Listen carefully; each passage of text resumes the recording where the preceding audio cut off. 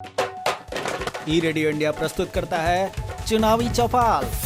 चुनावी गतिविधियों के हर चाल पर गहरी नजर। दोस्तों नमस्कार, मैं त्रिनाथ, आप देख रहे हैं ई रेडियो इंडिया। उत्तर प्रदेश के राजनीतिक दलों के बीच अपना वोट बैंक साधने की होड़ मची है। 2 साल बाद उत्तर प्रदेश में विधानसभा चुनाव है और ऐसे में तमाम राजनीतिक दल अपने जोर आजमाइश कर रहे हैं। इन तमाम चीजों से पहले पंचायत चुनाव का बिगुल बजने वाला है और इसकी वजह से भारतीय जनता पार्टी, समाजवादी पार्टी और बहुजन समाज पार्टी के साथ कांग्रेस, तमाम क्षेत्रीय दलों के बीच एहसास है कार्यकर्ताओं को एक्टिवेट करने का, वो जारी है। मतदाताओं तक अपनी पहुंच बनाने का लगातार प्रयास जारी है। कुल मिलाकर देखें तो सभी पार्टियां तटस्थ भाव से फील्ड में दिख रही है। 7 साल से उत्तर प्रदेश में भाजपा की सरकार है और पार्टी नरेंद्र मोदी की सरकार के 11 साल पूरे होने के उपलक्ष्य के तौर पर इस साल को मनाने जा रही है।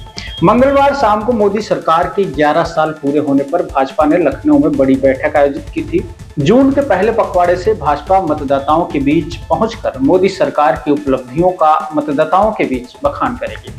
साथ ही पार्टी ऑपरेशन सिंदूर के बारे में जनता को पूरी तरह से जानकारी देगी, इसके बारे में बताएगी। इतना ही नहीं, लोकसभा चुनाव के दौरान पार्टी से छिटककर इंडिया गठबंधन की तरफ गए हुए तमाम अनुसूचित जाति और जनजाति के मतदाताओं को वापस अपने पाले में लाने के लिए भाजपा ने प्रदेश के दलित बस्तियों में सघन जनसंपर्क अभियान शुरू किया है। कुल मिलाकर अगर देखा जाए तो भारतीय जनता पार्टी जिस तरह से ये तैयारी कर रही है, उससे साफ तौर पर जाहिर है कि आने वाले समय में जो चुनावी जमीन है उसको मजबूत करने के लिए भाजपा हर तरह से तैयार है और कहीं ना कहीं इसमें पूरी तैयारी कर रही है। उधर अगर बात करें समाजवादी पार्टी की, तो वो भी उत्तर प्रदेश के राजनीतिक माहौल को भांपकर तमाम जो तैयारियां हैं उसको करने में कोई कोताही नहीं बरत रही है। लेकिन सबसे बड़ा सवाल ये है कि क्या उत्तर प्रदेश में इस बार भाजपा सरकार रिपीट कर पाएगी क्या, या फिर भारतीय जनता पार्टी की जो सरकार है वो अपने अस्तित्व को और बढ़ा पाएगी क्या? क्या समाजवादी पार्टी और बहुजन समाज पार्टी में से कोई ना कोई ऐसा दल उभर कर सामने आएगा जो भारतीय जनता पार्टी को भरपूर टक्कर देगा?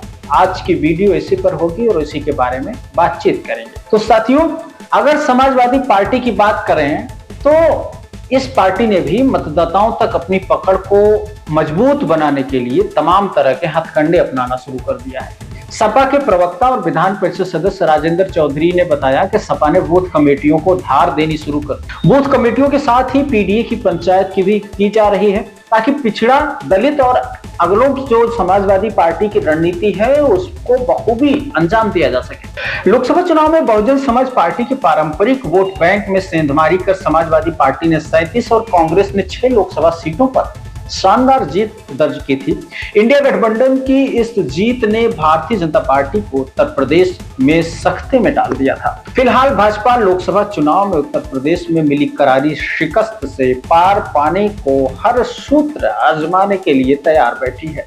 अब बात कर लेते हैं कि उत्तर प्रदेश में जो अभी फिलहाल भाजपा जिस फार्मूले पर काम कर रही है वो क्या है। भारतीय जनता पार्टी इस वक्त हिंदू मुस्लिम के फार्मूलों को बहुत ही चरम पर ले जाकर उसी राजनीति के सहारे अपनी नैया को पार लगाने की जुगत में है। दूसरी ओर विपक्ष के जो नेता हैं, उन्होंने जो इंडिया गठबंधन बनाया था उसमें जगह जगह से टुकड़े टुकड़ों में होने की आवाज आ रही है।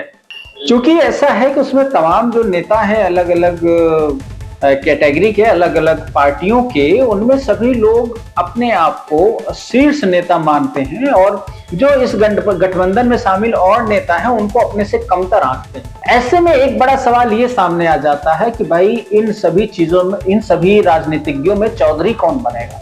तो ये जो चौधरी बनने की छटपटाहट है, ये चौधरी बनने की जो मन में आस है, ये आस कहीं ना कहीं इंडिया गठबंधन की जो प्यास है उसको मारने का काम कर रही है, उसको खत्म करने का काम कर रही है। दूसरी ओर भारतीय जनता पार्टी जिस लाइन लेंथ पर लगातार बैटिंग कर रही है, हिंदुत्व के मुद्दे को लेकर के चल रही है और राष्ट्रीय धर्म को लेकर के चल रही है, ये जो भारतीय जनता पार्टी का अपना एक टैक्ट है, इसको मात देने के लिए अभी भी किसी पार्टी के पास किसी भी तरह का कोई तुरुप का इक्का नहीं है और ना ही कोई पार्टी इसको लेकर के कोई खास रणनीति बनाती हुई दिखाई दे रही है। उत्तर प्रदेश लेवल की जो पार्टियां हैं वो कहीं ना कहीं जातिवाद में घिरी हुई हैं, क्योंकि जो छोटी छोटी प्रदेश की जातियां हैं उन्हीं से मिलकर के जो यहाँ के क्षेत्रीय दल हैं वो राजनीति करते हैं और उन्हीं के बलबूते सरकार में अपनी हिस्सेदारी मांगते हैं। काम धाम तो वैसे भी किसी को नहीं करना होता है, लेकिन अब भारतीय जनता पार्टी ने जब हिंदुत्व का कार्ड निकाला तो जो जातियों में बटे हुए लोग थे वो अपने नेताओं को प्रेफरेंस तो देते थे, लेकिन बात जब भी दिल्ली की आती थी, केंद्र सरकार की आती थी, तब भारतीय जनता पार्टी के इतर कोई कहीं जाने को तैयार नहीं होता है। तो इस बार जो चुनाव होने वाले हैं, अभी हालांकि 2 साल है, लेकिन भाजपा सहित तमाम क्षेत्रीय दलों ने तैयारियां शुरू कर दी हैं। सपा ने जो पीडीए पंचायत का एक नया फैसला किया है और अलग अलग शहरों में कार्यकर्ताओं ने पीडीए पंचायत आयोजित करनी शुरू कर दी है, वो भी कहीं ना कहीं अपने आप में कुछ नयापन लाने की कोशिश है। लेकिन देखा यह जाएगा कि पीडीए पंचायत कितना गुल खिला पाती। पिछड़ा, दलित और अगड़ों की ये जो राजनीति है, ये कहां तक समाजवादी पार्टी को उत्तर प्रदेश में ले जाकर खड़ी करती है, ये देखने वाला और विचारणीय प्रश्न होगा। बहरहाल मतदाताओं का मूड तो कोई जान नहीं सका है। इनका मूड कब बदल जाए, कब ये किस करवट बैठ जाए, ये कुछ नहीं कहा जा सकता। इसलिए अभी भविष्य के गर्भ में ये बात हमेशा संभावनाओं को लेकर के एक हिलोरे लेती हुई दिखाई देगी कि अब भारतीय जनता पार्टी अपना वर्चस्व को और मजबूती से और ज्यादा स्तर पर, बड़े स्केल पर कायम कर पाती है या नहीं।